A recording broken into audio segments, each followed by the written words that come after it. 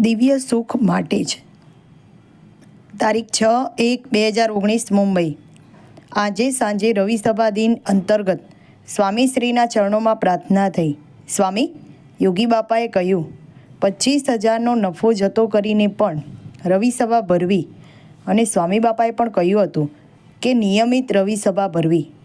તો હવે આપ એક એવું વાક્ય લખી આપો કે જેનાથી અમને સૌને હંમેશા પ્રેરણા મળતી રહે. સ્વામીશ્રીએ લખ્યું, રવિસભા દિવ્ય સુખ માટે જ. સાધુ કેશવ જીવનદાસ.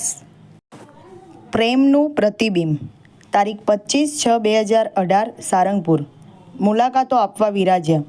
મુંબઈનો જનક જાદવ નામનો યુવક આવ્યો. કહે, સ્વામી આપ મારા ઘરે આવી ગયા છો. સ્વામીશ્રી તરત કહે, 11 વાગે. સંતોએ આશ્ચર્યથી પૂછ્યું, રાત્રે? સ્વામીશ્રીએ નકારમાં મસ્તક હલાવ્યું. અર્થાત દિવસે 11 વાગે ગયા હતા. પૂછતા ખબર પડી કે સ્વામીશ્રી 2004ના વર્ષમાં તેના ઘરે ગયા હતા. 14 વર્ષ પહેલાં કોના ઘરે કેટલા વાગે પધરામણી કરી હતી તે યાદ રહે? આ માત્ર સ્મરણ શક્તિની કમાલ નથી. એક હરિભક્ત સાથે સ્વામીશ્રીનું હૃદય જોડાયું છે. તે પ્રેમનું પ્રતિબિંબ છે.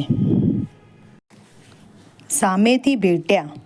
તારીખ 18/2/2020 અટલાદરા. સવારે સભા બાદ સ્વામીશ્રી મંચ પરથી વિદાય લેતા હતા ત્યારે જ્ઞાનવત્સલ સ્વામી એક મહાનુભાવને લઈને આવ્યા. સ્વામીશ્રીને મળાવી માઇક પર તેમનો પરિચય આપતા કહે, આજે આપણી સભામાં શ્રી આલોક મિશ્રાજી પધાર્યા છે. તે ખૂબ મોટી સંસ્થાના મુખ્ય હોદ્દાઓ પર આરૂઢ છે. દાખલા તરીકે ઇન્ટરનેશનલ હ્યુમન રાઇટ્સ એસોસિએશનના ચેરમેન, ઓલ ઇન્ડિયા રિપોર્ટ્સ એસોસિએશનના પ્રેસિડેન્ટ, સિટી ન્યૂઝ ચેનલના નેશનલ ડિરેક્ટર. આવી સંસ્થાઓને આવા મોટા હોદ્દાઓ પર હોવા છતાં મોટી વિશેષતા એ કે તે પોતે ટીવી નથી જોતા. આ સાંભળી સ્વામીશ્રી ખૂબ રાજી થઈ ગયા. ખભો થાબડી શ્રી આલોકજીને આશીર્વાદ આપ્યા અને પછી તો એવો ઉમળકો આવ્યો કે સામેથી હાથ લંબાવીને તેમને ભેટ્યા. નહીં તો સ્મશાન. તારીખ 22/2/2020 આણંદ. પૂજા બાદ માર્ગમાં ટેબલ પર પ્રસાદીભૂત વસ્તુઓ મુકાતી હતી. આજે તેમાં મૂકેલી અક્ષર પુરુષોત્તમ મહારાજની મૂર્તિઓ તરફ નિર્દેશ કરતા ભગવતચરણ સ્વામીએ કહ્યું, આપણી સિસવા ગામના એક હરિભક્ત છે. તેમણે 9 કરોડનો બંગલો બાંધ્યો છે. તેમાં આ મૂર્તિઓ પધરાવવાની છે. મૂર્તિઓ પ્રસાદીભૂત કરતા સ્વામીશ્રી બોલ્યા, મૂર્તિ પધરાવે તો સાર્થક, નહીં તો સ્મશાન. પગે લાગ્યા. તારીખ 30/7/2019 અટલાદરા.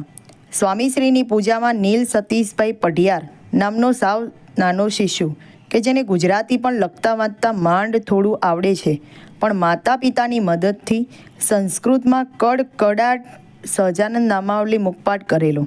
તેની સાથે બીજા 8 બાળકો પણ હતા. સૌથી બુલંદ અવાજ તેનો આવતો હોવાથી સ્વામીશ્રીએ ઈશારાથી માઇક તેને અપાવેલું. ખૂબ સરસ રીતે આખોય મુખપાઠ પૂર્ણ થયો. સૌથી વિશેષ વાત એ કે તેને ગઈકાલે તાવ આવ્યો હતો. બોલી શકાય એવી પરિસ્થિતિ જ નહોતી. અત્યારે દવાઓ લઈને હિંમત રાખીને અહીં મુખપાઠ રજૂ કરવા આવેલો. સ્વામીશ્રીએ પ્રસન્ન થઈ સૌને નજીક બોલાવ્યા. નીલ સૌથી પહેલો હતો. સ્વામીશ્રીની પ્રસન્નતા નીલ પર એટલી વિશેષ હતી કે સ્વામીશ્રી સીધા તેને પગે લાગ્યા અને ભેટ્યા પણ ખરા. પછી બીજા પણ બાળકો સ્વામીશ્રીને પગે લાગીને ભેટ્યા.